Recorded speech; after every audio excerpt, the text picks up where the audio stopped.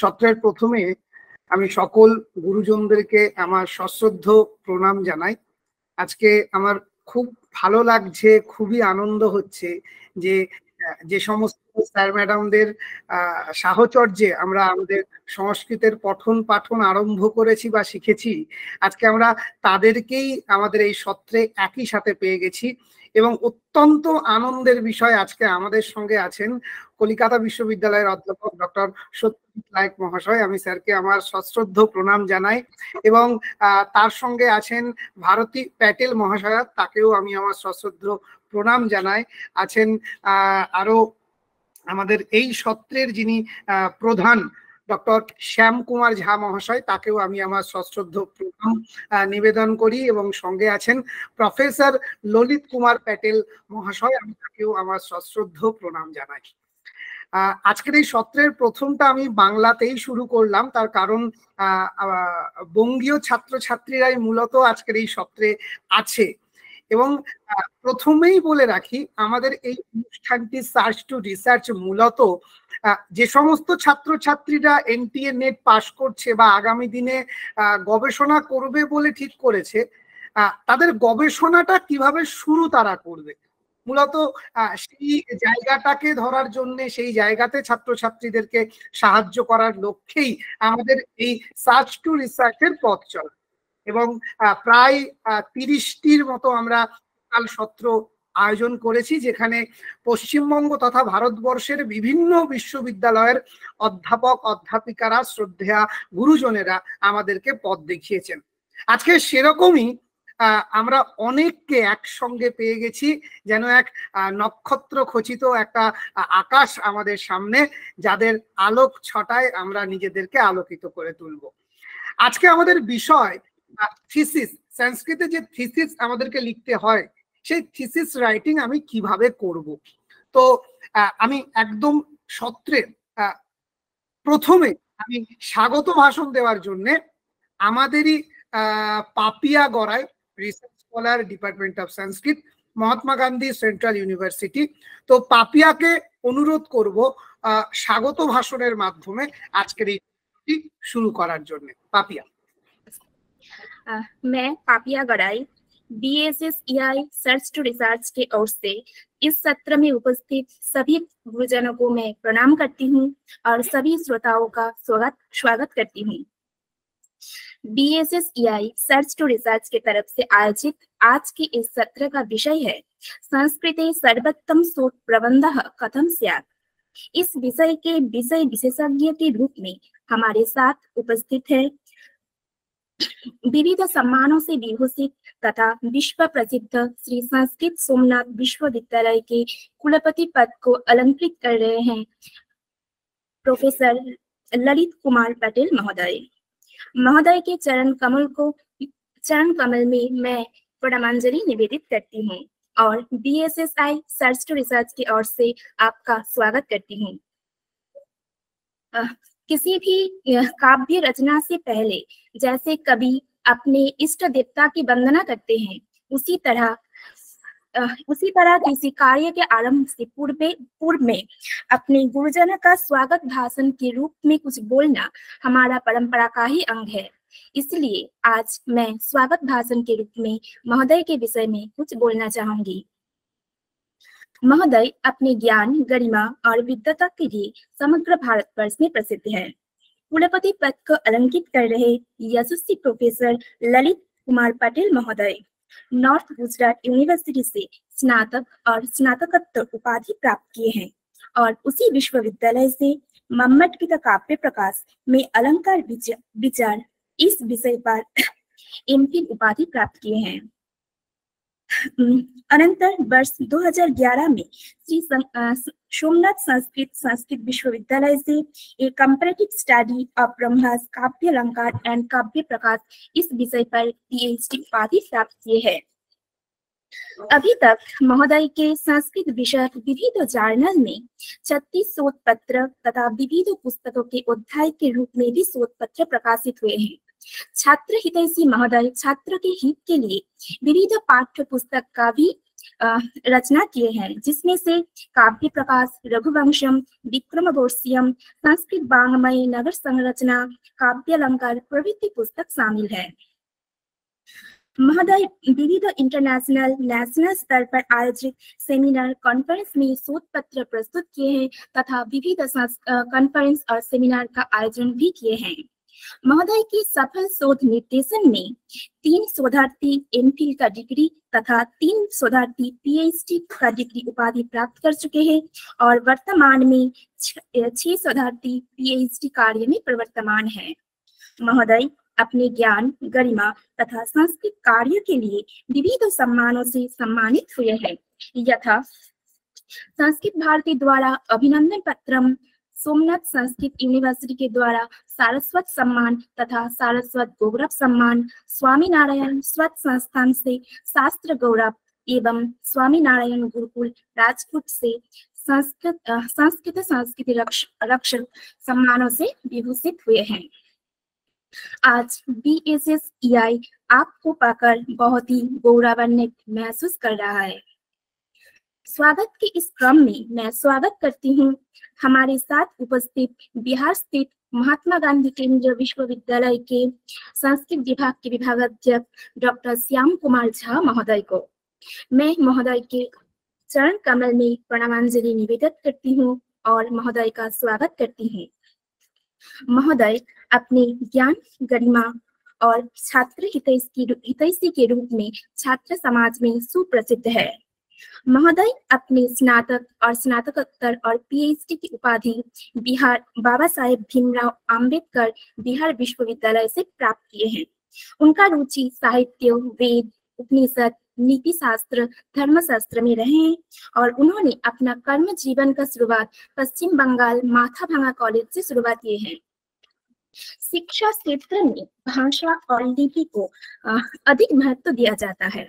महोदय अपने हिंदी भाषा से संपूर्ण भिन्न बांग्ला भाषा और लिपि को सीखकर बंगाल में 17 वर्ष छात्रों को बांग्ला माध्यम से पढ़ाए हैं। ये हम जैसे बंगाली के लिए बहुत ही गौरव का विषय है। महोदय वर्ष 2019 में महात्मा गांधी केंद्रीय विश्वविद्यालय में एसोसिएट प्रोफेसर के रूप में ज्वाइन किए हैं और अभी इस विश्वविद्यालय के विभागाध्यक्ष पद को अलंकृत कर रहे हैं। महोदय की शोध निर्देशन में 1 शोधार्थी एमफिल उपाधि प्राप्त किए हैं और अभी 5 शोधार्थी पीएचडी कार्य में प्रवर्तमान हैं। आज के इस सत्र में हमारे साथ उपस्थित है पश्चिम बंगाल के कलकत्ता विश्वविद्यालय के स्वनामधन्य अध्यापक डॉक्टर प्रोफेसर सत्यजीत लायक महोदय को मैं प्रणाम करती हूं और BSSEI सर्च टू रिसर्च की ओर से आपका स्वागत करती हूं। महोदय अपनी स्नातक और स्नातकोत्तर उपाधि वर्धमान विश्वविद्यालय से प्राप्त किए हैं और अपनी पीएचडी उपाधि पुणे विश्वविद्यालय से प्राप्त किए हैं। महोदय की सफल शोध निर्देशन में 31 शोधार्थी अपने एमफिल कार्य संपन्न किए हैं और 14 शोधार्थी पीएचडी उपाधि प्राप्त किए हैं। महोदय अपने ज्ञान गरिमा के लिए बहुत सारे all India oriental conference, national international seminars में भाग ले चुके हैं और संगोष्ठी के शोभावर्धन कर चुके हैं। इसके साथ हमारे साथ उपस्थित और भी जो भी विद्वज्जन हैं उन सभी को मैं प्रणाम करती हूँ और आज की इस सभा में स्वागत करती हूँ। आज की इस सभा में सत्र में उपस्थित सभी श्रोताओं का सम्मान करती हूँ। आप सभी हमारे साथ जुड़े रहे और विद्यार्थी से शोधार्थी बनने के क्रम में एक उत्तम शोध प्रबंध कैसे तैयार किया जाए इसके बारे में ज्ञान प्राप्त कर अपने आप को लाभान्वित करें। नमो नमः। পাপিয়াকে অসংখ্য ধন্যবাদ জানাই। তো আমাদের সত্র শুরুর আগে আজকে আমি একদম প্রথমেই বলেছিলাম আজকে আমাদের শ্রদ্ধেয় সত্যজিৎ স্যারকে আমরা অত্যন্ত আনন্দিত এবং স্যারের সঙ্গে হঠাৎই আমাদের কথা হয় এবং স্যার যে এসছেন এটা আমাদের কাছে অত্যন্ত আনন্দের এবং গর্বের বিষয়। তো আমি সার্চ টু রিসার্চে স্যারকে স্বাগত জানাচ্ছি এবং আমি সত্যি কথা বলতে ক্যালকাটা ইউনিভার্সিটি যখন যেতাম স্যারকে দেখেছি দূর থেকে, স্যারের কথা শুনেছি, সেমিনার অ্যাটেন্ড করেছি, বারবার অনেক কিছু নতুন শিখেছি স্যারের কাছ থেকে। তো কখনো হয়তো স্যারের সঙ্গে সামনাসামনি এভাবে কথা হয়নি বা বলার সুযোগ পাইনি। আজকে সুযোগ পেয়ে আর হাতছাড়া করতে চাইছি না। তো সত্রের প্রথমে আমি স্যারকে অনুরোধ করব যদি একটু আশীর্বচন দিয়ে আজকের এই সত্রটা স্যার আমাদের শুরু করিয়ে দেন। Satyajit sir. Thank you Amit. यशनिश्चितं वेदाः जो वेदेभ्योऽखिलं जगत् गिरिममितमहं वन्दे विद्यातीर्थं महेश्वरम्. At the very outset, I convey my deep sense of gratitude to the Honorable Vice Chancellor, Somnath University, Gujarat, Madam Patel, Professor Panda, Professor Jha, and my friends, colleagues, and students. I'm very happy to join in this organization and would like to say a few words within this short span of time. I think a large number of students belong to Bengal, so I should switch over to Bengal so that will be very much beneficial to them. So be with me.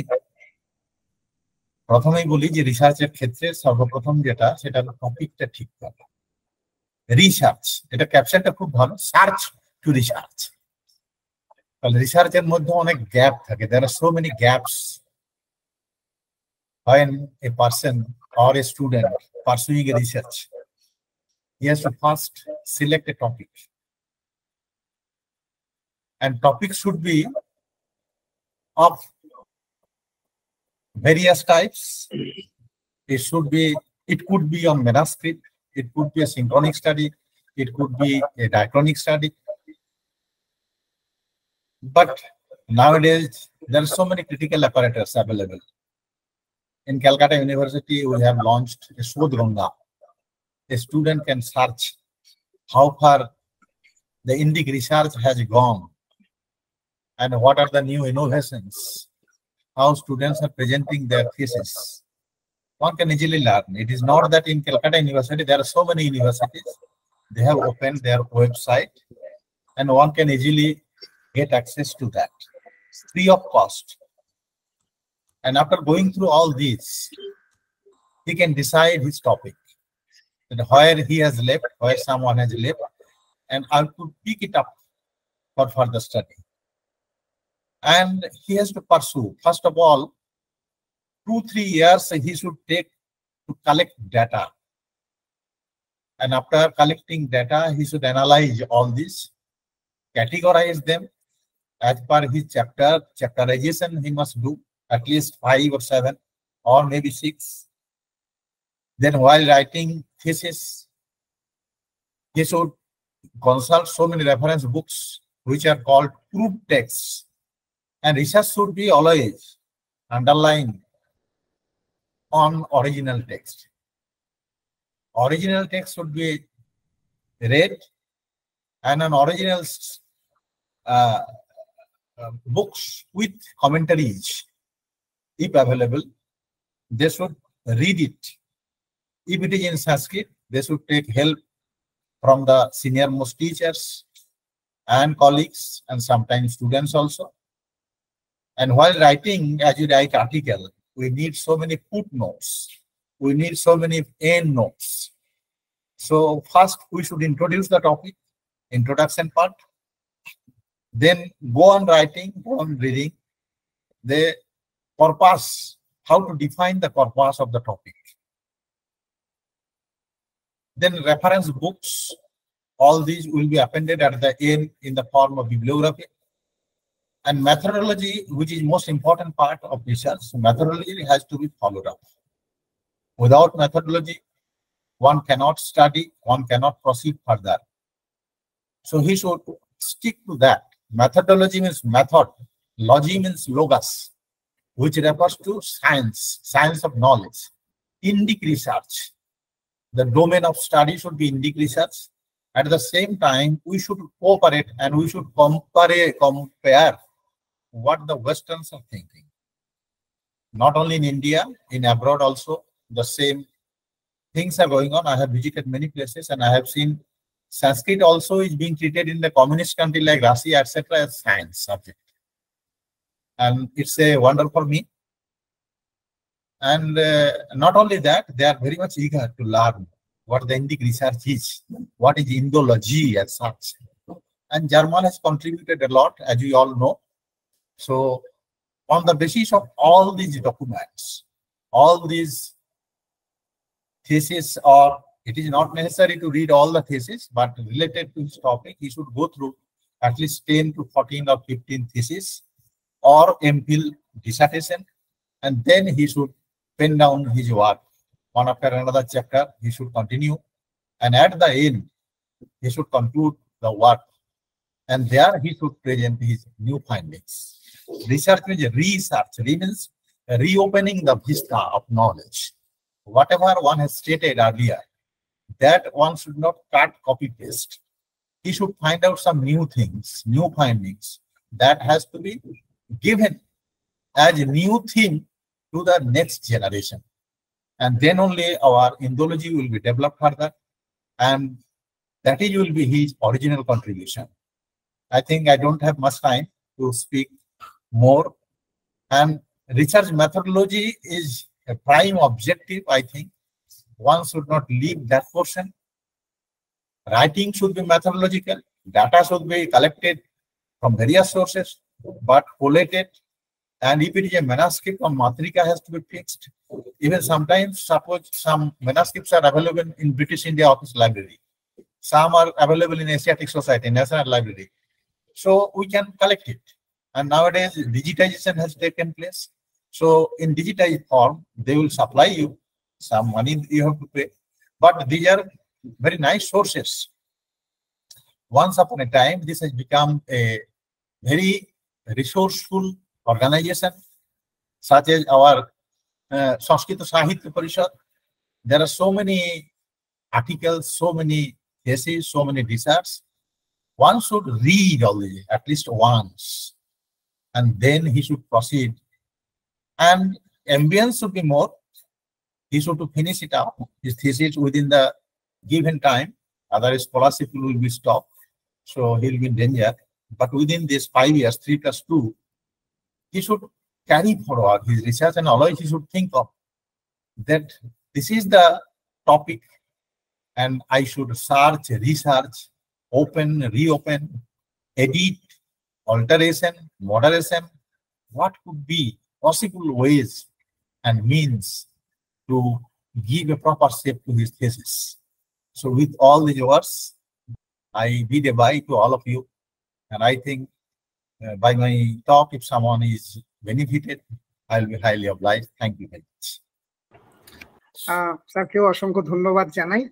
Sir আমাদের একদম প্রথম থেকেই কিভাবে লেখা প্রয়োজন এবং আমরা কোত্থেকে পড়তে পারি, অনলাইন অফলাইন রিসোর্স কি ধরনের হতে পারে, সবকিছু নিয়ে আমাদের একটা মার্গদর্শন করলেন। তো স্যারকে পুনরায় আমি আমার শ্রদ্ধা নিবেদন করি সকলের তরফ থেকে এবং প্রণাম জানাই। অসংখ্য ধন্যবাদ স্যার। আমাদের সঙ্গে অনেকেই যুক্ত আছেন এবং বর্তমানে এখন আমাদের সঙ্গে এই মুহূর্তে আছেন ডক্টর শ্যাম কুমার ঝা মহাশয়, যিনি associate professor HOD department of Sanskrit, Mahatma Gandhi central university, Motihar, Bihar. তো এই মুহূর্তে আমি স্যারকে অনুরোধ করব আমাদের এই সত্রে কিছু বলার জন্য। ডক্টর শ্যাম কুমার ঝা মহাশয়। अत्यंत आनंदितोस्मि यत् भवन्तः सर्वे शोध प्रकल्पस्य विषये किंचित् वक्तव्य कृते आह्वानं कृतवान्। आभासिक पटले विद्यमानः परमादरणीयः आत्मीयः ललित कुमार पटेल महाशयः कुलपतयः सोमनाथ संस्कृत विश्वविद्यालय वारावल गुजरात, परमादरणीयः सत्यजीत लायक महाशयः विभागाध्यक्षः कलिकता विश्वविद्यालयः,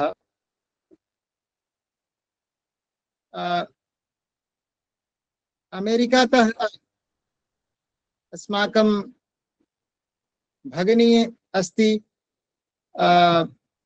प्रकल्पस्य शोधविषये यत् आलोचना सत्रस्य संचालकः अनंत मुखर्जी महाशयः एवं अन्यान्य सहयोगी मित्राणि।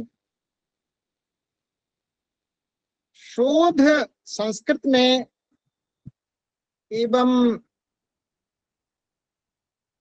भाषा में शोध निश्चित रूप से वर्तमान समय में थोड़ा प्रश्न चिन्ह से युक्त है पूरे देश में।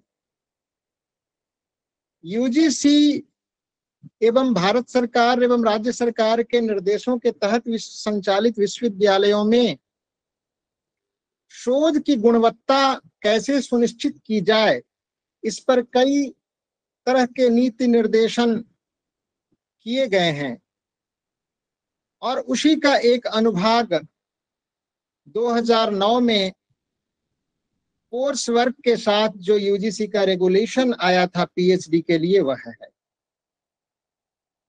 कोर्स वर्क से निश्चित रूप से शोध में गुणवत्ता आई है, किंतु अभी और प्रयत्न करने की आवश्यकता है। सीखना हम सभी जानते हैं कि जीवन पर्यंत चलने वाली एक प्रक्रिया है। शिक्षक भी जब अपने पुराने शोध प्रबंध को एक बार देखता है तो उसके मन में भी ये भाव स्वतः आता है कि अभी अगर मैं इस शोध प्रबंध को लिख रहा होता तो इसकी गुणवत्ता के लिए और कुछ ऐसे उद्यम किए गए होते, और पुस्तक के प्रकाशन के समय उसका संशोधन हम करते हैं। मुझे लगता है कि सबसे पहले चूंकि हमें मुख्य वक्ता ललित महोदय को सुनना है, मैं 2-4 बिंदु पर केवल प्रकाश डालना चाहता हूं और फिर कुलपति महोदय से विस्तारित हम लोग इस विषय पे सुनेंगे, उपकृत होंगे। सबसे प्रथम सोपान अध्ययन है। आप जिस एरिया पे काम करना चाहते हैं उसका अध्ययन और सर्वेक्षण। अगर वो मैन्युस्क्रिप्टोलॉजी है तो फिर उसके लिए सर्वेक्षण, उसके लिए अध्ययन, उसके लिए तुलनामूलक आलोचना। अगर सामाजिक विषय पे काम करते हैं फिर भी आपको सर्वेक्षण की जरूरत होती है, लेकिन अध्ययन और पुस्तकालय भ्रमण इसका कोई विकल्प न तो पहले था, न अभी है, न आने वाले समय में होगा। लाइब्रेरी जाने से अभी के बच्चे थोड़े से कतराते हैं, थोड़ा समय कम देते हैं। शॉर्टकट मेथड सबको प्रिय है, लेकिन ये आपको मानना होगा, आपके शिक्षकों का अनुभव है 20 वर्ष, 25 वर्ष, 30 वर्ष से जो पढ़ा रहे हैं, कि जब आप अपने शोध को पलटेंगे और उसमें कहीं भी अगर आपने समय को बचाने का कोई मार्ग, लघुकाय मार्ग का अवलंबन किया है, तो बाद में निराशा के सिवा आपको कुछ हाथ नहीं लगेगी। इसलिए पहला है कि पुस्तकालय आप जाएं, संदर्भित पुस्तकों को देखें और जो भी शिक्षक आपके हैं उनसे बातचीत करके पुस्तकों का संग्रह करते हुए 6 महीने समय तो लग ही जाता है इन सब चीजों। दूसरी 2-3 बातें मैं विस्तारित नहीं, अपने अग्रज पर और विषय छोड़ूंगा। शोध की मौलिकता। शोध की मौलिकता से हमारा तात्पर्य है कि उसमें नयापन आप क्या देते हैं, अभिनवत्व क्या है। वह अभिनवत्व ही आपके उस शोध के कार्य को विशेष स्थान प्रदान करेगा और जिससे आप जाने जाएंगे। विज्ञान के विषयों में हम लोग कभी देखते हैं लैब में जा करके अपने विश्वविद्यालय में या विभिन्न विश्वविद्यालयों में कि काफी देर रात तक बच्चे लगे रहते हैं, और उसकी मौलिकता के लिए कई बार ऐसा होता है कि 6 महीना तक जो प्रयोगशाला में छात्र कार्य करता है, शोधार्थी, उसका रिजल्ट 0 हो जाता है किसी वजह से, और फिर से नया कार्य करना होता है। तो कहीं ना कहीं थोड़ा सा विज्ञान से हमें, मैं विज्ञान की बिल्कुल ऐसा नहीं कहता कि सभी शोध वहां अच्छे होते हैं हमारे यहाँ नहीं, ऐसा मैं नहीं बोल रहा हूं, लेकिन थोड़ा उस प्रविधि से सीखने की जरूरत है। वहां समय ज्यादा दिया जाता है, उतना समय, उसका आधा समय भी अगर हम अपने मौलिकता के अन्वेषण में कर दें तो निश्चित रूप से हमारा शोध अच्छा होगा। एक प्रश्न छात्रों के सामने, शोधार्थियों के सामने आता है जब आप शोध सर्वेक्षण करते हैं कि इस विषय पे तो कार्य हो गया है। हम लोगों ने अपने विश्वविद्यालय में अपने सीनियर्स और रिसर्च की जो बॉडी है उसमें विस्तारित आलोचना करने के बाद इस निष्कर्ष पर हम पहुंचते हैं कि कार्य हो गया है, उसमें भी नया कार्य करने की गुंजाइश है, स्थान रिक्त है, इसलिए उससे घबराना नहीं है, आप अपनी मौलिक चिंतन को बढ़ाइए। दूसरा, आज प्राचीनता के साथ आधुनिकता का जब तक हम समन्वय नहीं करेंगे तब तक हमारे शोध की गुणवत्ता नहीं हो पाएगी और समाज के साथ उसकी उपादेयता भी उतनी नहीं हो पाएगी। समाज के साथ उपादेयता के लिए आधुनिकता के साथ प्राचीनता को मिलाना है। हम शास्त्रीय विषय के शिक्षक हैं, छात्र हैं, तो शास्त्रीयता के लिए हमारी जो परंपरा है, वेद उपनिषदों से जो प्रारंभ हुई है उसको देखना है, वहां मिलाना है कि जिस विषय पे हम कार्य कर रहे हैं उसके कितने तत्व वहां हैं। और अगर इस ग्लोबल वर्ल्ड में उस विषय पे और भी अगर काम हुए हैं भिन्न भिन्न साहित्यों में, तो उसको भी एक बार देखने की जरूरत है, उसकी प्रविधि को भी देखने की जरूरत है, तो हमारी गुणवत्ता अधिक होगी। कई बार संस्कृत के छात्र हम थोड़ा कंजर्वेटिव सोच के तहत दूसरे विषयों में हुए कार्यों को ज्यादा देखना नहीं चाहते, इस प्रवृत्ति से बाहर आना होगा। समाज में उपादेयता ये एक ऐसा विषय है कि जो 2 वर्ष 3 वर्ष 4 वर्ष में आप काम कर रहे हैं, जिसके लिए विश्वविद्यालय के इतने रिसोर्स और शिक्षक आपके साथ लगे हैं, उस कार्य को करके अगर वो सच में समाज में किसी रूप में उसकी उपादेयता नहीं है, तब फिर ये प्रश्नवाचक चिन्ह यहाँ खड़ा होता है कि ऐसा शोध करने से क्या लाभ। तो एक बार खुद अपने मन में और फिर अपने शिक्षक के साथ इस विषय पे बात करनी होगी। कोई भी ऐसा विषय अगर इसी एकल विषय पे कभी परिचर्चा हो तो सिद्ध करके और उदाहरणों के साथ मैं दिखा सकता हूं, हम लोग दिखा सकते हैं कि कैसे विषय को आप समाजोपयोगी कैसे बनाएंगे।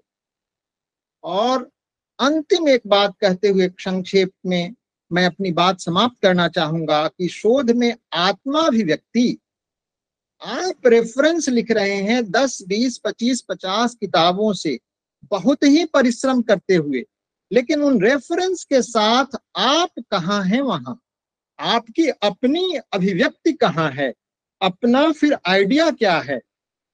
5 आइडियाज के बीच आपको एक नया आइडिया तो शोधार्थी को देना ही होगा, भले ही सभी लोग उससे सहमत ना हो, लेकिन आपकी वही मौलिकता जो है वो शोध में दिखनी चाहिए, झलकनी चाहिए। और इसी विषय पे कभी जब साक्षात्कार में आप जाते हैं तो आपसे पूछा जाता है कि आपने इस कार्य में नया क्या किया है, तो आपने जो नया किया है वही आपकी आत्माभिव्यक्ति है, उस आत्माभिव्यक्ति पर ध्यान देना है। और दूसरे विषयों से जब हम मिलाते हैं, बंगला, हिंदी, उड़िया, मैं विशेषकर हिंदी पट्टी में हूं अभी, तो हिंदी से जब मिलाता हूं तो उसमें जो भाषाई स्खलन है, शाब्दिक स्खलन है, तत्सम से दूरी है। तो संस्कृत वाले जो कार्य करते हैं तो हम तो तत्सम में कार्य करते हैं, उसमें भी हमको थोड़ा सा लालित्यपूर्ण भाषा, लालित्यपूर्ण का मतलब कठिन भाषा से मेरा नहीं है, बोधगम्य सहज ही, लेकिन थोड़ा लालित ऐसा हो कि पढ़कर पाठक एक बार सोचने पर मजबूर हो कि कितना सुंदर लिखा है आपने। तो अधिक ना बोलते हुए ये 4-5 जो मुख्य बिंदु है इसको शोधार्थी ध्यान में रखेंगे तो शोध की गुणवत्ता और अभिनवत्व बना रहेगा। मैं अपनी बात समाप्त करता हूं और सभी जो विद्वज्जन इस सभा में उपस्थित हैं, लगभग 100 की संख्या में, सबके प्रति आभार कि आपने धैर्यपूर्वक हमारी बात को आपने सुना। और ऐसे ये जो उद्योग है, ये सकारात्मक उद्योग जो है जिसको लेके ये छात्र शोधार्थी बंगाल के आगे बढ़ रहे हैं, इसको ऐसे ही आगे बढ़ाएं और इसके और विस्तार फलक प्रदान करें। इन्हीं शब्दों के साथ मैं अपनी बात समाप्त करता हूँ। जय तु संस्कृत, जय। श्याम कुमार झा महाशयকে অসংখ্য ধন্যবাদ জানাই। স্যার আমাদেরকে খুব ছোট্ট পরিসরে কিন্তু একটা বড় মার্গদর্শন করিয়ে দিয়ে গেলেন যে আমাদেরকে কিভাবে এগোতে হবে। তো আমি দেখতে পাচ্ছি আমাদের সঙ্গে সুদূর আসাম থেকে আমাদের মুক্তা বিশ্বাস ম্যাম সঙ্গে আছেন, গুয়াহাটি ইউনিভার্সিটি আসাম থেকে। তো ম্যাডামকে আমি অসংখ্য ধন্যবাদ জানাই। হয়তো আমার অজান্তে আরো অনেক প্রফেসর, শিক্ষক, শিক্ষিকা আমাদের সঙ্গে যুক্ত আছেন। তো সবাইকে আমি হয়তো চিনি না, কিন্তু সকলকে আমি করজোড়ে সশ্রদ্ধ প্রণাম জানাই এবং স্বাগত জানাই আমাদের সার্চ টু রিসার্চ প্ল্যাটফর্মে। আজকের যে মূল বিষয় এবং মূল যে বক্তা, আর দেরি না করে আমি তার কাছে আজ চলে যাব। আমাদের সঙ্গে আছেন doctor professor, vice chancellor, professor and HOD, department of साहित्य, श्री सोमनाथ संस्कृत यूनिवर्सिटी। तो अभी मैं सर को बताता हूँ। सर आप शुरू कीजिए कृपया। अपूर्वम यद वस्तु प्रथयति विना कारण कलाम, जगद ग्रावः प्रख्य निज रस भरात सारयति तत्, क्रमात् प्रख्योपाख्या प्रसर सुभगम भासयति यत्, सरस्वत्यास्तत्वं कवि सहृदयाख्यं विजयते। सरस्वत्यास्तत्वं कवि सहृदयाख्यं विजयते। सर्वेभ्यो नमो नमः। नित्य ज्ञान रूपाय भगवते श्री सोमनाथाय नमो नमः। BSSEI द्वारा समायोजिते अस्मिन् कार्यक्रमे अत्र समुपस्थिताः सन्ति आदरणीयाः श्रीमन्तः श्याम कुमार झा महोदयाः, तेषां चरणयोः मम प्रणीतयः। एवमेव इदानीमेव येषां संशोधन विषयकं व्याख्यानम् अस्माभिः श्रुतं तादृशाः आदरणीयाः सत्यजित् लायक महोदयाः, तेषां चरणयोः अपि मम प्रणीतयः। अस्य आयोजकाः अनन्तजी, अमित देजी इदानीं संचालकत्वेन कार्यं कृतवन्तः, पापिया गडाई, भारती पटेल, अन्य सर्वे अपि समुपस्थिताः खलु विद्वांसः, शोधार्थिनः, सर्वेभ्यो मम प्रणामः। मित्राणि, किं नाम संशोधनम् इति यदि विचारयामः चेत् तत्र नैकाः परिभाषाः सन्ति, किन्तु अहम् एकेन उदाहरणेन अत्र परिभाषायाः स्थापनां कर्तुम् इच्छामि। अहं तु साहित्यशास्त्रस्य छात्रो अस्मि। तत्र भरततः आरभ्य जगन्नाथपर्यन्तं विविधाः अलङ्कारशास्त्रस्य ग्रन्थाः रचिताः सन्ति इति वयं जानीमः। इन ग्रंथों में समानता भी है और मौलिकता भी है और संशोधन भी है। भरत से लेकर 2000 साल तक जो परंपरा साहित्य शास्त्र में चली,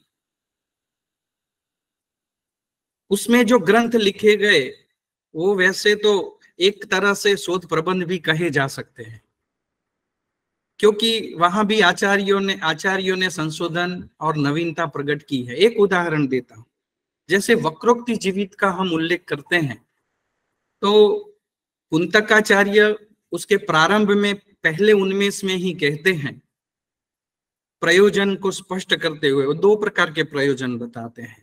एक अलंकार ग्रंथ का प्रयोजन बताते हैं, फिर वो काव्य के 3 प्रयोजन भी बताते हैं। तो अलंकार ग्रंथ का प्रयोजन अलग बताने का प्रयोजन उन्होंने ये किया कि अलंकार ग्रंथ तो बहुत हैं, शतशः अलंकार ग्रंथाः, तो मैं नया क्या कर रहा हूं इसमें। इसीलिए वो कहते हैं कि ये कुछ नूतन अलंकार ग्रंथ है जिसकी मैं रचना करने जा रहा हूं। अन्य हजारों या सैकड़ों आचार्यों ने अलंकार ग्रंथों की रचना की है, लेकिन ये विशिष्ट है। क्यों विशिष्ट है, मैं इस ग्रंथ में प्रतिपादित करने वाला हूं। ऐसी वो बात वहां करते हैं और वो कहीं कहीं बहुत जगह नवीनता को ले आते हैं संशोधन करते हुए। जैसे मैं एक स्वभावोक्ति अलंकार का उदाहरण देता हूं कि वो स्वभावोक्ति को अलंकार नहीं मानते, जबकि उनके पूर्वाचार्य सभी स्वभावोक्ति अलंकार को स्वीकृत करते हैं। देखिए, कोई नवीन बात प्रमाणों के साथ संशोधन करते हुए कैसे प्रस्तुत करते हैं वो मैं आपको इस उदाहरण से बताना चाहता हूं। तो वो कहते हैं कि हर एक वस्तु का या पदार्थ का हम वर्णन करते हैं तो वो स्वभावोक्ति ही है। तो वर्णन जब कवि काव्य लिखेगा तो वर्णन तो स्वाभाविक रूप से उसमें आएगा ही, तो उसे स्वभावोक्ति अलंकार हम कैसे कह सकते? वो तो स्वभाव, हर एक पदार्थ का स्वभाव का वर्णन करना होता है, तो स्वभावोक्ति को हम अलंकार नहीं कह सकते।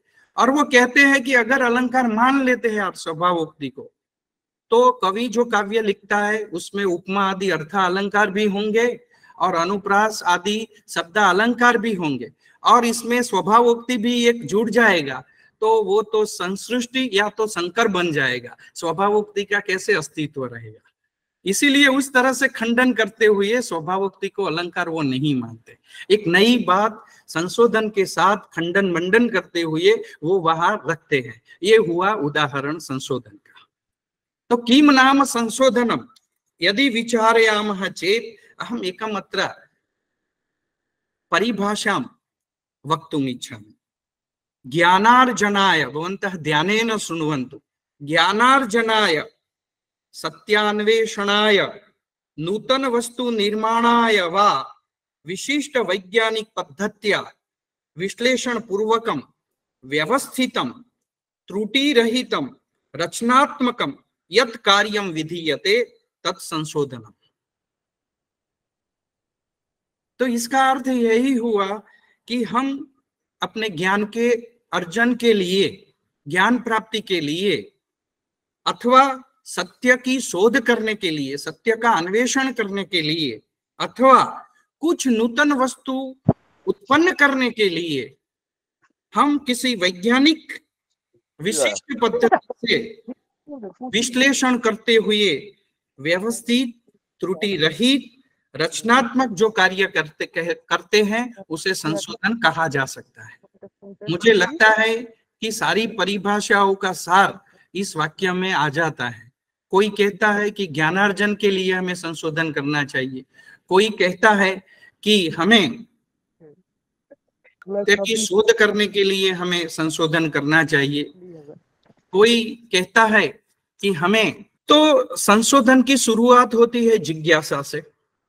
जिज्ञासा की वजह से हम शोध करते हैं। शोध करते वक्त उसमें समस्याएं उत्पन्न होती हैं, समस्याओं का हम समाधान परिष्कार करते हैं, तब उसे संशोधन कहा जाता है। आपने बहुत अच्छा यहाँ कहा है, सर्च टू रिसर्च। शोध करते हैं तो समस्याएं होती हैं, और समस्याओं का समाधान उपाय ढूंढते हैं और हमें मिलता है संशोधन। और संशोधन में भी फिर आगे जाकर के पुनः पुनः परिष्कार होता रहता है, वो अंतिम नहीं होता, इसमें बार बार उसमें परिष्कार करना होता है, और फिर इसके जरिए हमारी ज्ञान वृद्धि होती है और अंततोगत्वा आनंद प्राप्ति होती है।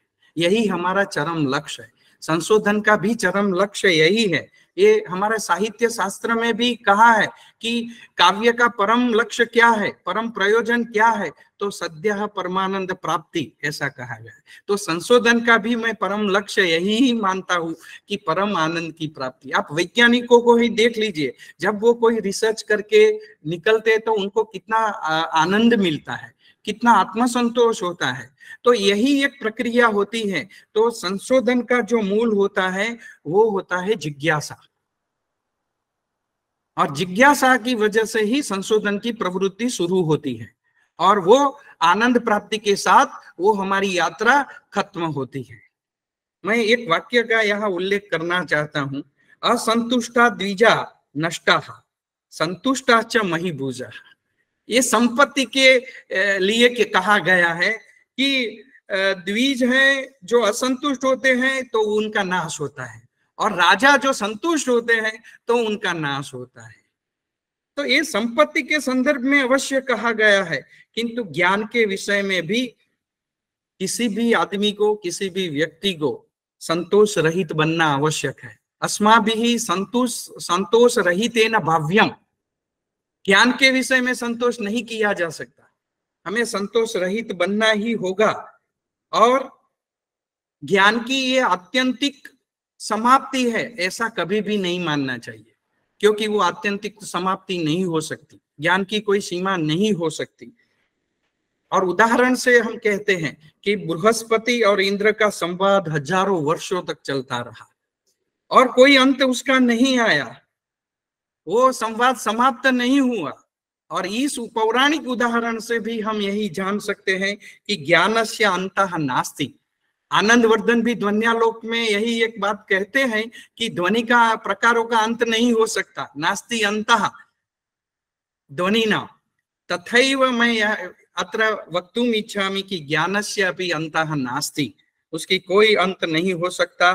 परम ज्ञानिनो मुनयो अपि किमपि अवशिष्यते इति मतिमन्तो भवन्ति। ज्ञानी पुरुष हमारे जो ऋषि मुनि हैं वो भी यही कहते हैं किमपि अवशिष्यते, इसमें और भी कुछ बाकी रह जाता है। यही भावना से ही वो अपना ग्रंथ का प्रणयन करते थे। वो अंतिम सीमा तक कभी नहीं बोले कि इसके बाद कोई संशोधन करना बाकी नहीं रहता। इसीलिए मुझे लगता है कि संशोधन की सीमा है उसका कभी अंत नहीं हो सकता। संशोधनस्य मूल रूपा भवति जिज्ञासा, और जिज्ञासा के कारण ही ये पूरा चक्र चलता है और वो आनंद प्राप्ति की तरह पूरा होता है। और मैंने अपने अनुभव में यही पाया, मेरे जो शोधार्थी थे उनका यही एक दिक्कत हुई कि सर सामग्री एकत्र कर लेते हैं, फिर हम उसका विश्लेषण भी करते हैं, उसे व्यवस्थित रूप से लगाते हैं समय के बद्ध से, लेकिन हम शोध प्रबंध कैसे तैयार करें एक समस्या उनके मन में रहती है। ये सारी प्रक्रिया उनके समझ में नहीं आती कि पहले क्या करना चाहिए, उसके बाद में कैसे विश्लेषण करना चाहिए, कैसे हमें कोई निर्णय पर पहुंचना चाहिए। ये समस्याएं शोधार्थी जो हैं उनके मन में रहती हैं, और उनकी यही समस्या को लेकर मुझे यही लगा कि मुझे एक विषय ऐसा बनाना चाहिए कि उनको मालूम हो कि शोध प्रबंध कैसे लिखा जाए और शोध प्रबंध के लिए क्या क्या आवश्यकताएं रहती हैं। इसीलिए मैंने हमारा ये संशोधन का जो विषय है वो चुना, बृहद शोध प्रबंधः कीदृशः स्यात्। जो शोध प्रबंध है वो कैसा होना चाहिए और उत्तम शोध प्रबंध कैसे बन सकता है, इस विषय के बारे में चर्चा करना मैंने उचित समझा, इसीलिए इसी विषय को मैंने चुना है। और जो मैं कहने जा रहा हूँ वो अंतिम है ऐसा भी नहीं है। जैसे मैंने ज्ञान के बारे में कहा है, इसमें भी संशोधन और परिवर्तन को अवकाश है, अतः कृपया एतदेव अंतिमम इति न मंतव्यम्। ये खलु शोधार्थिनः सन्ति, ये खलु गवेषकाः सन्ति, संशोधकाः सन्ति, तेषां कृते मया अयं विषयः चितः, अतः ते एतद् स्वीकृत्य तेषां संशोधनं कुर्युः इति मम मतिः। अत्र शोधार्थिभिः प्रतिदिनं किं कर्तव्यम् इति मया अत्र लिखितमस्ति। अत्र बिन्दुरूपेण मया अत्र लिखितं वर्तते, पृष्ठम् एकस्यापि लेखनाभ्यासः। प्रतिदिनं भवन्तः एकं पृष्ठं लिखन्तु, स्व अभिलषित विषयम् अधिकृत्य भवन्तः लिखन्तु। अतः लेखनाभ्यासः आवश्यकः। अहम् अनुभूतवान् अस्मि, शोधार्थिनः सन्ति किन्तु लेखनं कथं करणीयं, तत्र संशोधनात्मकं यद् लेखनं भवति तत्र प्रमाण सहितं लेखनम् आवश्यकं भवति। यदा श्याम कुमार झा महोदयेन अपि उक्तम्, अत्र वर्णनात्मकं लेखनं न अपेक्षितं, किन्तु अत्र प्रमाण सहितं यद् किञ्चित् भवति तद् लेखनीयं भवति। अस्मिन् विषये प्रमाण रहितं कुत्रापि न लेखनीयम् इति धिया अस्माभिः लेखनस्य अभ्यासः करणीयः। संशोधन की भी एक भाषा होती है, वो भाषा में आपको लिखना है तो आपको अच्छे प्रबंधों को देखकर प्रतिदिन एक पृष्ठ लिखने का अभ्यास करना है और उसके बाद मार्गदर्शक को वो दिखाना है। मार्गदर्शकेन सह संपर्कं कृत्वा यद् लिखितम् अस्ति तत्र किं किम् आवश्यकम् इति प्रतिदिनं मार्गदर्शनं प्राप्तव्यं भवति। अतः शंका समाधानाय मार्गदर्शकेन सह संवादः करणीयः। आपको प्रतिदिन लिख करके फिर समय जैसे मिलता है तो मार्गदर्शक के साथ संवाद करना है, विवाद नहीं करना है। हमको इसमें लिखा हुआ है उसको कैसी तरह से अच्छा लिखावट हमारा बन सके। हम कहते हैं कि कुछ लोग लिखते हैं ना तो बहुत अच्छी उनकी लिखावट होती है तो कोई उसमें दोष नहीं निकाल सकता, और कुछ लोग लिखते हैं तो लिखने का उनको लघुता ग्रंथि होती है, वो लिखते हैं तो विश्वास नहीं होता मैं लिख रहा हूँ वो सत्य है, कोई उसके चैलेंज तो नहीं करेगा। ये शंका को निवारण करने के लिए आपको बार बार लिखने की प्रवृत्ति करनी है और अपने मार्गदर्शक के साथ चर्चा करनी है, शंका समाधान करना है और मार्गदर्शक जो सूचना देना है उसका पालन भी करना है। कभी कभी मार्गदर्शक सूचना देते रहते हैं लेकिन शोधार्थी उसका पालन नहीं करते तो वो संशोधन हो नहीं पाता है, वो लिखावट प्रगल्भ नहीं बन पाती है, इसीलिए प्रौढ़ी नहीं आती। उसमें प्रौढ़ी लाने के लिए हमें मार्गदर्शक श्री ने, हमारे गुरुजी ने जो सूचना दी है उसका पालन करना है। दूसरी बात है शीर्षक संबंध विषय क्षेत्र विचार। हमारा जो क्षेत्र विचार है वो हमारे शीर्षक के साथ संबंधित होता है, उसके बाहर आप मत सोचिए या बाहर का संशोधन बिन जरूरी बात को भी लिखते हैं लोग। मैंने देखा है परिचयात्मक भाग उनका इतना ज्यादा संशोधन, अधिकतः संशोधन प्रबंधों में मैंने पाया है कि परिचयात्मक भाग 3 अध्यायों में लिख देते हैं और जो संशोधन का मूल विषय होता है वो 1 अध्याय में ही होता है। तो आपको वो लिखने की क्या जरूरत है? कवि का जीवन परिचय या उनकी कृतियों का परिचय या उनके समय का निर्धारण अन्य लोग कर चुके हैं, आप भी वही बात कह रहे हैं और उसमें पूरा विस्तार दे रहे हैं। तो विस्तार तो आपको जो शीर्षक है उसके ऊपर करना है, फोकस उसके ऊपर करना है, इसीलिए इसका ही विचार करना है और समय समय पर पत्र पत्रिकाओं के माध्यम से नूतन ज्ञान की प्राप्ति करते रहना है, क्योंकि संशोधन होता रहता है। आज जो है वो पुराना हो जाता है, कल नूतन संशोधन हमारे सामने आ जाता है। तो ऐसा कोई संशोधन होता है हमारे सामने आ जाता है। जैसे मैं एक उदाहरण देता हूँ, रघुवंश आप सब पढ़ते होंगे, इसके दूसरे सर्ग में जो है दिलीप गौ सेवा प्रसंग है और उसमें धेनु को मुक्त करते एक विशेषण भी आता है, कीदृशीं धेनु मुमोच तत्र तहि कथितम वर्तते जाया प्रतिग्राहित गंध माल्याम धेनु मुमोच। तो आप देखिए मल्लीनाथ उसकी टीका में एक रिसर्च करके हमें दे देते हैं कि जाया शब्द का प्रयोग क्यों हुआ, यहाँ दारा शब्द का प्रयोग हो सकता था, इसमें पत्नी शब्द का प्रयोग हो सकता था, लेकिन उन्होंने यहाँ जाया पत्र का उल्लेख क्यों किया? तो वो टीका में अपनी मल्लीनाथ उनकी व्याख्या में बताते हैं कि ये सर्ग के अंत में वो सुदक्षिणा गर्भिणी होती है और अंत में पुत्र प्राप्ति भी होगी। तो जाया शब्द से वो बात यहाँ वो बता देते हैं। जाया किसे कहते हैं? तो जो जन्म देती है, जन्म देने वाली है, उस बात का सूचन यहाँ जाया शब्द से वो कर देते हैं। तो ये रिसर्च मल्लीनाथ ने पाया कि इसमें ये बात कालिदास ने इस शब्द का प्रयोग इसलिए किया है कि जाया शब्द है वो सुदक्षिणा गर्भिणी होने वाली है सर्ग के अंत में, उस बात का सूचन भी वहां हो जाता है जाया शब्द से, जो अन्य शब्द से नहीं होता। तो एक संशोधन दृष्टि से देखने का एक प्रयत्न हमारे टीकाकार भी करते थे और उसके बाद के व्याख्याकार भी करते थे। इसका एक उदाहरण, तो नूतन ज्ञान आपको टीकाएं भी पढ़नी है, भाष्य भी पढ़ने हैं और नूतन जो आचार्यों ने संशोधन किया है वो भी ध्यान में रखते हुए आप कोई निर्णय पर पहुंचेंगे। इसीलिए आपको नूतन ज्ञान प्राप्ति के लिए नए संशोधनों को भी पत्रिकाओं के माध्यम से पढ़ते रहना है और अपने लेखन का समीक्षण आत्म अवलोकन भी करते रहना है। ये प्रतिदिन आपको करना है। ये शोधार्थियों के लिए मैं बोल रहा हूँ, यहाँ विद्वान लोग हैं उनके लिए नहीं, लेकिन जो अभी अभी प्रवेश किए हैं, जो अभी शोध क्षेत्र में प्रवेश कर चुके हैं, उनके लिए बहुत ही जरूरी बात है।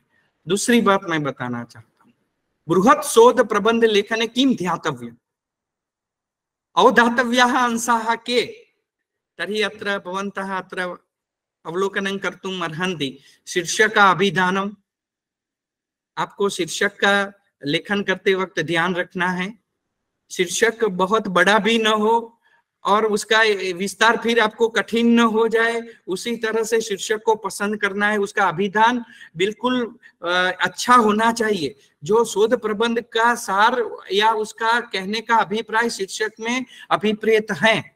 प्रत्येकम अध्यायस्य पृथक पंजिका निर्माणम, आप जो शोध करना चाहते हैं तो सामग्री को संकलित करके फिर अध्याय, जिस अध्याय का जो प्राप्त होता है उसकी अलग अलग पंचिका बना दीजिए।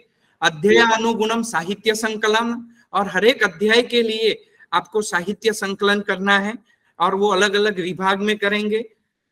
उसके लिए कालावधि ही, आपको समय का भी ध्यान रखना है कि आपके, मैं पीछे बताऊंगा कि आपको शोध प्रबंध कितने समय में पूरा करना है।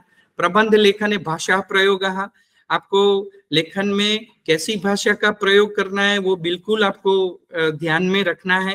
कभी कभी हम संदिग्ध भाषा का प्रयोग करते हैं जो स्पष्ट नहीं होती, दुरूह बन जाती है, तो ऐसी भाषा का प्रयोग नहीं करना है। विषय गांभीर्यम, संदर्भ ग्रंथानां प्रयोगः, शोध लेखानां उपयोगः, अंतर्जाल प्रयोगः, एते खलु बिन्दवः सन्ति, तेषां विस्तारम् अहं करोमि। इदानीं कालावधि आपको शोध प्रबंध है, बृहत शोध प्रबंध है, वो यूजीसी के जो अभी नोटिफिकेशन अंतिम आया है उसके अनुसार आपको 3 साल में पूरा करना है न्यूनतम। अधिक से अधिक आप 6 साल में पूरा कर सकते हैं। इसके बाद आप एक्सटेंशन भी ले सकते हैं, 2 साल का आपको मिल सकता है, मतलब 6 साल और 2 साल 8 साल। और अगर कोई दिव्यांग है तो दिव्यांग महिलाओं के लिए और भी 6 साल के बाद भी 4 साल का वहां एक्सटेंशन दिया गया है। तो ये आपकी कालावधि है, इस कालावधि में आपको संशोधन समाप्त करना है। हाँ, प्रबंध लेखने कीदृशी भाषा स्यात् तत्र केचन बिन्दवः सन्ति, ये आपको ध्यान में रखना है कि हमारी भाषा स्पष्ट हो। तर्हि इदानीं शोध प्रबंधस्य भाषा कीदृशी स्यात्, कैसी भाषा का हमें प्रयोग करना चाहिए शोध प्रबंध, इस बारे में मैं बताना चाहता हूँ। हमारी भाषा स्पष्ट होनी चाहिए, एक बिंदु है। स्पष्ट का मतलब है कि संदिग्ध नहीं होनी चाहिए, जो भी कहना चाहते हैं उसका अर्थबोध स्पष्ट रूप से सबको होना चाहिए। सरल मानक संस्कृत युता भाषा स्यात्, अत्र सरल मानक विषये भिन्नं चिन्तनं कर्तुं शक्यते, किन्तु सर्वे यथा पठितुं शक्नुयुः। पाणिनि परिधौ या भाषा वर्तते, पुनश्च सरला या भाषा वर्तते, समास रहिता या भाषा वर्तते, तस्याः भाषाः प्रयोगः करणीयः इति मे मतिः।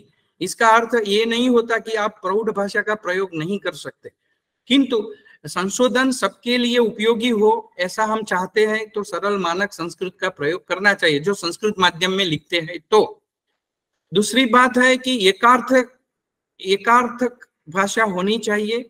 हम जो कहना चाहते हैं अभिधेय अर्थ की स्पष्ट अभिव्यक्ति इसमें होनी चाहिए। स्पष्ट भावोपेता भाषा स्यात्, न अति क्लिष्टा भाषा स्यात्, न अति अलंकृता भाषा स्यात्, मतलब वर्णन करने के लिए अलंकृत भाषा या विशेषणों का प्रयोग करना यहाँ अभिप्रेत नहीं है।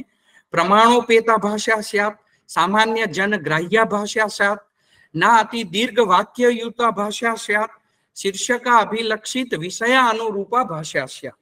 ये ते बिंदवः सन्ति। इसका विस्तार भी हम कर सकते हैं, लेकिन आप इस शब्द से ही आपको ज्ञान हो गया कि प्रबंध लेखन में कैसी भाषा होनी चाहिए। मैं संस्कृत माध्यम में जो प्रबंध लेखन करना है उसके संदर्भ में ये चिंतन प्रस्तुत कर रहा हूँ।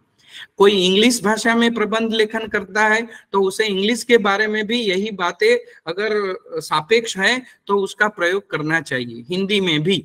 तो प्रबंध लेखन में ऐसी भाषा प्रायः स्वीकार्य है, ऐसा मैं मानता हूँ। दूसरी बात है, अब जो संशोधन करने जा रहे हैं उसका विषय गांभीर्य भी हमें देखना है। तो विषय गांभीर्य में कौन सी बातें आती हैं? तो विषय सातत्य युतम वर्णन, मतलब जो वर्णन हम करते हैं वो विषय के साथ संलग्न होना चाहिए और विषय के सातत्य से निरंतर चलना चाहिए। विषयांतरम न स्यात्, इसका पहले बिंदु का अर्थ ही होता है कि विषयांतर नहीं होना चाहिए।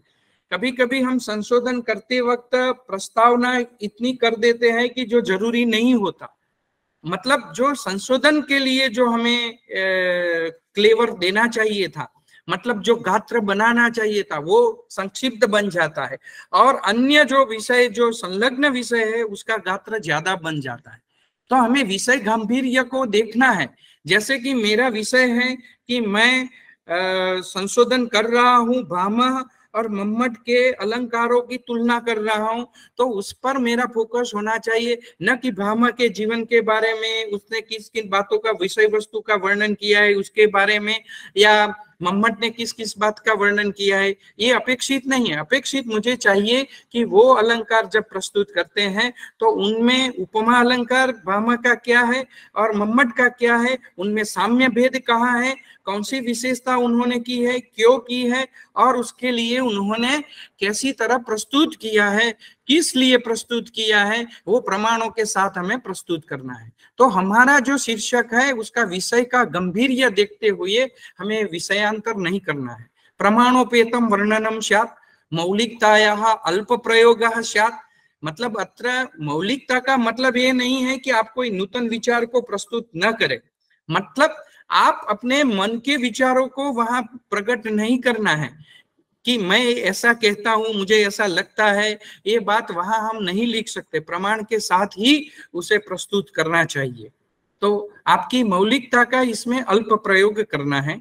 शीर्षता अभिलक्षितम बिंदु अभिलक्षितम वर्णनम स्यात् संदर्भानाम अपि स्पष्टोल्लेखः भवेत्। तो आपको जो संदर्भ दे रहे हैं उसका भी स्पष्ट उल्लेख करना है। कभी कभी हम किस ग्रंथ का प्रयोग करते हैं और वो ग्रंथ कब प्रकाशित हुआ है और वो जो हम संदर्भ दे रहे हैं वो इस प्रकाशित ग्रंथ में है या नहीं है, उसके लिए प्रमाण नहीं देते। तो जो पढ़ने वाला है उसको संशय होता है कि इन्होंने जो संदर्भ दिया है वो कुछ प्रकाशन में है, कुछ प्रकाशन में नहीं है। तो हमें स्पष्ट कर देना चाहिए कि ये जो संदर्भ है इसी ग्रंथ और वो ग्रंथ इस प्रकाशन का है और इसी पृष्ठ में ये संदर्भ पाया जाता है। तो विषय की गांभीर्य को देखते हुए आपको इस बिंदुओं को स्मरण करना है। इदानीम आगच्छति संदर्भ साहित्य उपयोगः। तो हम संशोधन के लिए बहुत सारे संदर्भ साहित्य का संकलन करते हैं और करना चाहिए। जो जो हमें लगता है कि ये हमारे विषय के अनुरूप संदर्भ ग्रंथ है उनको पहले आवली बनाकर उसका संकलन कर लेना चाहिए कि ये मेरे, जैसे कि ये शब्दकोश मेरे उपयोग में आने वाले हैं, इसके अतिरिक्त ये जो मूल ग्रंथ है वो मेरे उपयोग में आने वाले हैं, इसके साथ ये सारे संदर्भ ग्रंथ है जो कमेंट्रीज है वो मेरे उपयोग में आने वाली हैं। तो ऐसे ही हमको आवली बनाकर ये सारे साहित्य को एक संकलित बना देना चाहिए जो हम संशोधन में उपयोग करने वाले हैं। और ग्रंथावबोधनम, और हर एक ग्रंथ का अवबोध हमें पढ़ लेना चाहिए। अभी बहुत अच्छी बात बताई थी कि अध्ययन महत्वपूर्ण है और लाइब्रेरी भी महत्वपूर्ण है। तो अध्ययन, लाइब्रेरी में जाएंगे, ग्रंथों का संकलन करेंगे और अध्ययन नहीं करेंगे तो भी नहीं चलेगा। हमारे जो संदर्भ ग्रंथ है या मूल ग्रंथ है उसका अवबोध हमें होना चाहिए, किसमें ये बात मिलेगी। अभी मैं एक उदाहरण देता हूँ कि अद्भुत रस के बारे में किसने उल्लेख किया। इस एक आदमी ने मुझे प्रश्न पूछा कि विश्वनाथ ने उल्लेख किया है कहीं पे या कुंतक ने कहीं पे उल्लेख किया है कि अद्भुत रस भी मुख्य होना चाहिए, ऐसा कुछ बात मिलता है, अथवा अद्भुत का कोई प्रयोग अवश्यम भावी है ऐसा कोई। तो फिर पता चला कि विश्वनाथ ने साहित्य दर्पण में अपने प्रपितामह का उल्लेख करते हुए, नारायण भट्ट का उल्लेख करते हुए और उसमें अद्भुत होना चाहिए, अद्भुत के बिना कोई महत्व नहीं रहेगा, ऐसी बात की है। तो उस तरह से हमें ग्रंथों का अवबोध होगा तो ऐसी बात ऐसा संशोधन हम ढूंढ सकते हैं। कभी कभी डॉक्टर एसके डे ने साहित्य के बारे में नहीं कहा, ऐसी बात पीवी काणे ने कह दी है। इसीलिए साहित्य के क्षेत्र में जो संशोधन करते हैं उनको वो सारे संदर्भ ग्रंथ पढ़ने चाहिए जो उनके उपयोग में आने वाले हैं। तो ये मेरा नम्र निवेदन है। बहुत अच्छे सूचन हमारे श्याम सुंदर जी ने कहे थे कि अध्ययन भी होना चाहिए, लाइब्रेरी भी होना चाहिए, वो तो एक अनिवार्य बात है। दूसरी बात है शोध पत्र पत्रिकाओं का नित्य वाचन करते रहना चाहिए।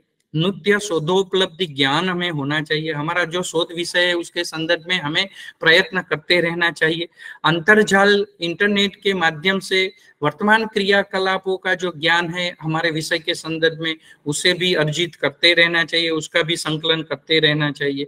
और दूसरा कि हमारे शीर्षक के अनुरूप या विषय के अनुरूप जो शोध लेख हैं उनका वाचन भी करना चाहिए। हम कभी कभी देखते नहीं, ऑनलाइन या कहीं भी हमारी जो पत्रिकाएं बहुत सारी रिसर्च जर्नल होती है उसमें वो लेख लिखे हुए होते हैं, तो उन संशोधनों का उपयोग भी हमारे जो शोध प्रबंध है उसमें होना चाहिए, क्योंकि वो संशोधन किसी ने कर दिया है तो वो महत्वपूर्ण बन जाता है हमारे लिए।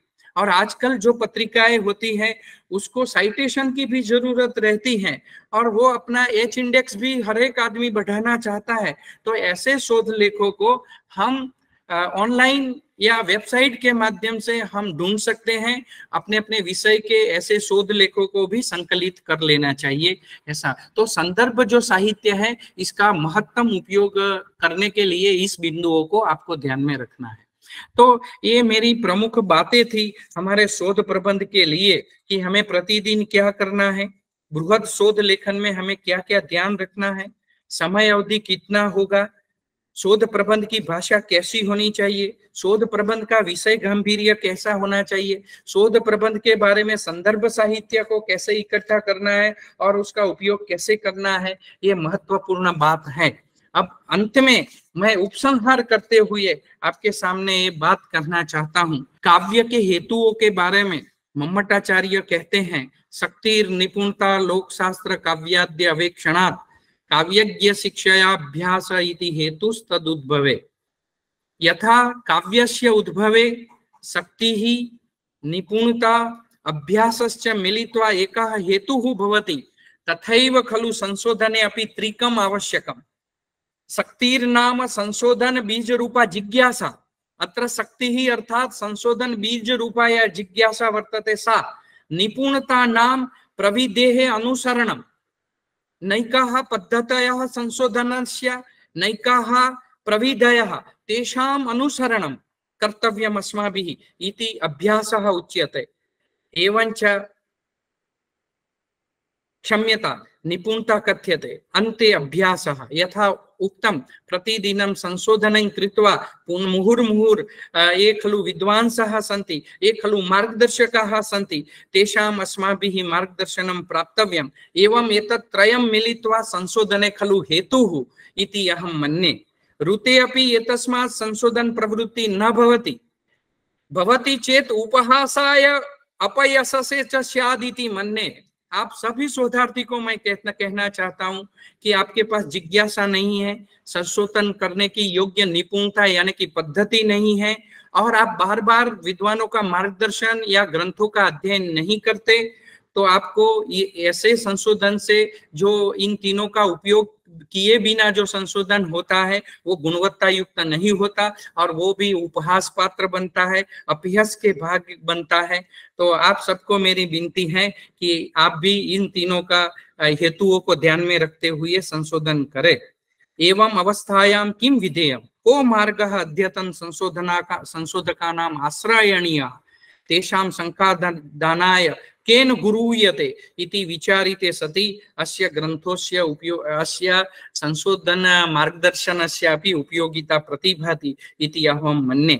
ये जो संस्था ऐसे आयोजन कर रही है संशोधन के विषय में, मुझे लगता है कि आने वाले दिनों में हमारे शोधार्थियों को इनके व्याख्यान के जरिए संशोधन की गुणवत्ता का स्तर वर्धन करने के लिए बहुत उपयोगी मार्गदर्शन मिलता रहेगा, ऐसी मैं आपको सबको मुझे आशा है। लघु शोध प्रबंध हो या महाशोध प्रबंध हो, वो भेद महत्वपूर्ण नहीं है। इसमें लेखन पद्धति कैसी है, विशेषता कैसी है, उसमें संशोधन का जो भाव है वो कैसा है, उसमें नवीनता आई है या नहीं आई है, इन सब बातों को देखकर समाज उसको स्वीकृत करता है। और बड़ी बात है कि समाज के लिए ही संशोधन होना चाहिए।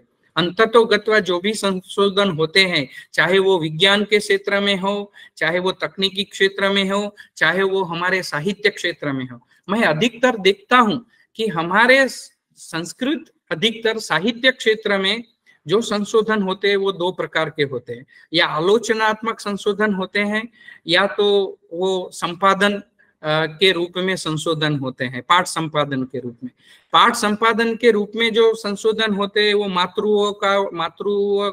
मतलब हस्तप्रतों को लेके संशोधन करते हैं। कभी कभी वो समीक्षात्मक संशोधन भी करते हैं, कभी कभी संपादनात्मक भी करते हैं, और कभी कभी क्रिटिकल टेक्स्ट एडिशन मतलब समीक्षित पाठ संपादन भी करते हैं। और दूसरा जो स्वरूप है आलोचनात्मक, वो समीक्षात्मक होता है, कभी कभी तुलनात्मक होता है, और कभी कभी विमर्शात्मक भी होता है। तो इस प्रकार के संशोधन, या कभी महाकाव्य को लेकर, कोई काव्य को लेकर उसकी हम समीक्षात्मक अध्ययन करते हैं, या कभी 2 ग्रंथों को लेकर तुलनात्मक अध्ययन करते हैं, 3 ग्रंथों को लेकर तुलनात्मक अध्ययन करते हैं, कभी कभी वहां विमर्श भी होता है। इन 2 प्रकारों के अतिरिक्त भी संशोधन के बहुत सारे प्रकार हैं जिसमें हमें प्रयत्न करना चाहिए। कभी कभी अभी बोला गया कि फील्ड में जाकर भी कुछ संशोधन हो सकते हैं, कुछ संशोधन विश्लेषण करके भी हो सकते हैं। तो इन क्षेत्रों में भी हमें आगे बढ़ना चाहिए, यही मैं मानता हूं।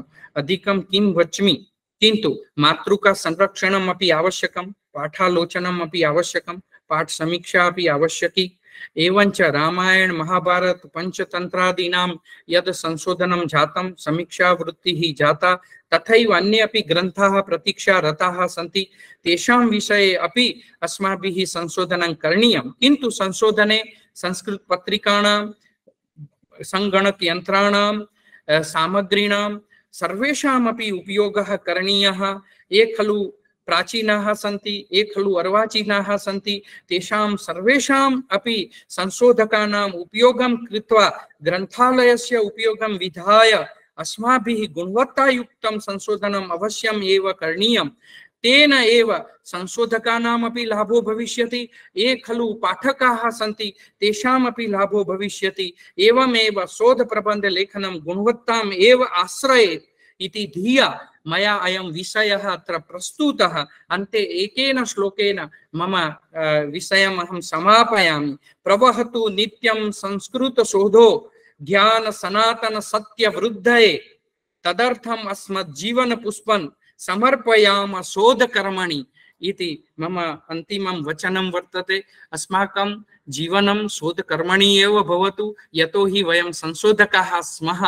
अतः निरन्तरं संशोधन कर्मणि रताः भवेमः। अस्माकं पूर्वाचार्याः अपि संशोधन रताः आसन्। ये ग्रंथ प्रतिपादकाः खलु विद्वांसः सन्ति, तेषां भवन्तः अवलोकनं कुर्वन्तु।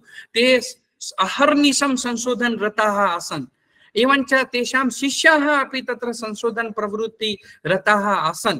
किन्तु इदानीं एका वृत्तिः न्यूना जायमाना वर्तते, सा वृत्तिः वर्तते विद्या व्यासंग वृत्तिः। इदानीम् आवश्यकता वर्तते सर्वेषाम् अपि विश्वविद्यालयानां सनातनं ध्येयं कश्चित् भवेत्। तद् ध्येयं वर्तते विद्या व्यासंग वृत्ति ध्येयम्। अतः सर्वे अपि वयं विद्या व्यासंग वृत्ति मन्तः भवामः इति निवेद्य मम वचनम् अत्र समापयामि। अहम् अनुगृहीतो अस्मि अत्र वक्तुं, मार्गदर्शनं दातुं।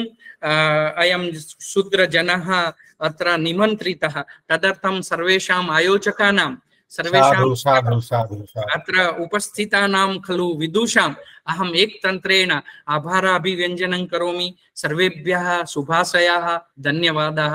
जयतु संस्कृतं, जयतु भारतम्। धन्यवादः।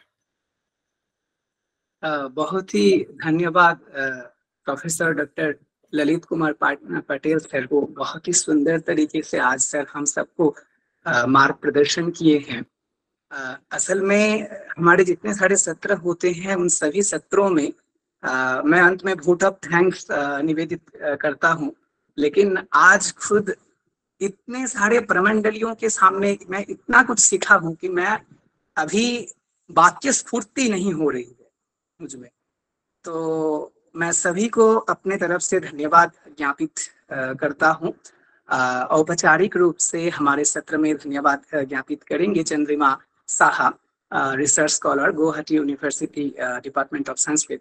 उससे पहले मैं संस्था के पक्ष से BSS या रिसर्च टू रिसर्च के पक्ष से professor doctor Lalit Kumar Patel sir को हार्दिक धन्यवाद, शुभेच्छा, अभिनंदन ज्ञापित करना चाहता हूँ हमारे सत्र में आने पधारने के लिए। हम सबको आशीर्वचन के साथ साथ हम सबको मार्ग प्रदर्शन करने के लिए, दिशा दिखाने के लिए और बहुत ही सुंदर तरीके से स्लाइड शो के माध्यम से हम सबको दिशा निर्देश करने के लिए सर आपको नमन निवेदित करता हूँ। साथ ही उपस्थित हैं श्रद्धेय अध्यापक डॉक्टर सत्यजीत लायक স্যার, আপনাকে অসংখ্য ধন্যবাদ। আপনাকে ডেকেছি এবং আপনি যে যুক্ত হতে পেরেছেন, আমি নিজেকে কৃতার্থ মনে করছি আপনাকে আজকে এখানে পেয়ে। আপনার অনেক, যেমন অমিতদা বললো, অমিতদা আমার সিনিয়র, আমরা মানে অনেক সময়ই কলকাতা ইউনিভার্সিটির বিভিন্ন সেশনে যে, বিভিন্ন সেমিনারে যে আপনার বক্তব্য শুনেছি, অত্যন্ত ভালো লেগেছে। কোনোদিনও কাছ থেকে এখনো পর্যন্ত যে হয়ে ওঠেনি। তো আজকে আপনাকে অত্যন্ত আমরা উৎফুল্লিত। আমার প্রণাম নেবেন স্যার, আমাদের সকল বিএসএস সার্চ টু রিসার্চ পরিবারের পক্ষ থেকে আপনাকে আমরা প্রণাম নিবেদন করছি। অসংখ্য ধন্যবাদ স্যার আজ আমাদের সঙ্গে থাকার জন্য, এত সুন্দরভাবে দিশা নির্দেশ করার জন্য। साथ ही उपस्थित थे श्रद्धेय अध्यापक डॉक्टर श्याम कुमार झा सर। मैं सर को कोटिशः नमन तथा धन्यवाद निवेदित करता हूँ। Sir Mahatma Gandhi central university Motihari Bihar से थे। और भी भारती जी, आभा द्विवेदी मैम सिद्धार्थ यूनिवर्सिटी कपिलावस्तु से उपस्थित थी। मुक्ता विश्वास मैम असम गुवाहाटी यूनिवर्सिटी आसाम, वहाँ से उपस्थित थी। और भी उपस्थित थी Sharika Varshney ma'am, Aligarh Muslim university department of Sanskrit. मैं सभी को प्रणाम, सभी गुरुजन जो यहाँ थे सबको प्रणाम निवेदित कर रहा हूँ। अभी औपचारिक रूप से हमारा जो वोट ऑफ थैंक्स वो निवेदित करेगी चंद्रिमा साहा। मैं चंद्रिमा को अनुरोध कर रहा हूँ। Chandrima Saha, research scholar, department of Sanskrit, Assam, Guwahati university, Assam. Chandrima. नमस्कार। बीएसएसआई सर्च टू रिसर्च की तरफ से मैं चंद्रिमा साहा, शोध छात्रा, संस्कृत विभाग, गुवाहाटी विश्वविद्यालय से आप सभी को प्रणाम ज्ञापन कर रही हूँ और उपस्थित अन्य श्रोत्री वर्ग और गुरुजनों को मेरे तरफ से नमस्कार एवं श्रद्धांजलि। आज हमारे इस भव्य सत्र में मुख्य वक्ता के रूप में उपस्थित थे श्री सोमनाथ संस्कृत विश्वविद्यालय गुजरात के संस्कृत विभाग की विभागीय प्रधान तथा कुलपति श्रद्धेय अध्यापक डॉक्टर ललित कौर पाटिल महोदय और महात्मा गांधी केंद्रीय संस्कृत विश्वविद्यालय बिहार के एसोसिएट प्रोफेसर श्रद्धेय श्याम कुमार झा महोदय। इन दोनों महानुभव तथा श्रद्धाभाजन व्यक्तियों को हमारे इस सत्र में जुड़ने के लिए कोटिशः नमन तथा श्रद्धांजलि ज्ञापन कर रही हूँ। और जितने सारे विद्वान अध्यापक अध्यापिकाएं जुड़े हुए थे सभी को मैं कोटिशः नमन ज्ञापन कर रही हूँ। आप जैसे विद्वान लोगों को पाकर सच में बीएसएसआई सर्च टू रिसर्च अपने आप को बहुत सौभाग्यशाली मान रहे हैं। और आज इस सत्र में शोध का अध्ययन और सर्वेक्षण कैसे करना चाहिए, शोध की मौलिकता कैसी होनी चाहिए और ये सब चीजें कितने महत्वपूर्ण है, इस पर चर्चा की गई है।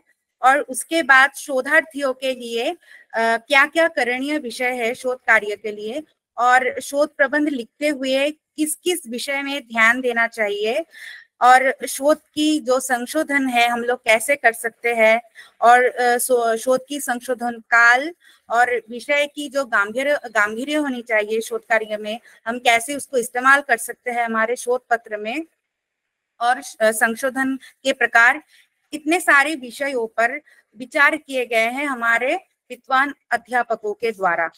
तो आप सभी को मैं प्रणाम निवेदित कर रही हूँ। इन लोगों की व्याख्यान तथा उपस्थिति के माध्यम से सत्र का मात्रा कुछ और ही प्राप्त हुई।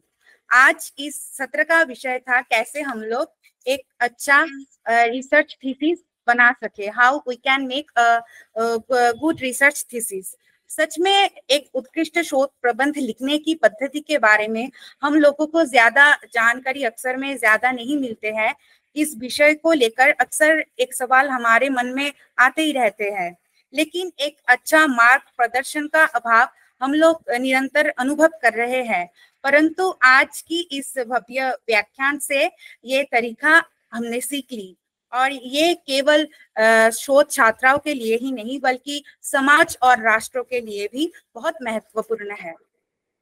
और बीएसएसआई सर्च टू रिसर्च की तरफ से आगे भी इस प्लेटफॉर्म में शोध से संपर्कित बहुत सारे विषयों को लेकर चर्चा अवश्य बने रहेगी, यही हमारा लक्ष्य है। मैं विशेष करके इस सत्र का मुख्य संचालक डॉक्टर अमित कुमार दे और वेलकम एड्रेस का वक्त्री श्रीमती पापिया घराई महोदया को मैं प्रणाम निवेदित कर रही हूँ और देश की विभिन्न प्रांतों से जुड़े हुए सभी विद्यार्थियों को इस सत्र में अंत तक जुड़ने के लिए मैं बहुत बहुत धन्यवाद तथा अभिनंदन ज्ञापन कर रही हूँ। और अंत में शांति पाठ के माध्यम से इस सत्र को हम समाप्त करेंगे। ओम सर्वे भवन्तु सुखिनः, सर्वे सन्तु निरामयः, सर्वे भद्राणि पश्यन्तु, मा क्वचित् दुःख भाग् भवेत्। ओम शांति शांति शांतिः। हरि ओम तत्सत्। नमस्कार, शुभ रात्रि, सभी को बहुत बहुत धन्यवाद। शुभ रात्रि, सर्वेभ्यो नमो नमः। और गुजरात आने के लिए सबको निमंत्रण देते हैं कि अवश्य आइए गुजरात में, हमारी विश्वविद्यालय का भी। जी जी जी जी सर, ललित जी को भी मैं प्रणाम निवेदित करता हूँ सर जुड़ने के लिए हम सबसे। श्याम कुमार झा सर को सबको हम लोग धन्यवाद निवेदित करते हैं, प्रणाम निवेदित करते हैं हम सबके साथ जुड़ने के लिए। शुभ रात्रि। आप लोग ऐसे ही हम सबके मार्ग प्रदर्शन करते रहिए सर। सबको प्रणाम निवेदित करता हूँ सबको। अभी यहाँ पे ही अनुमति चाहता हूँ सबसे।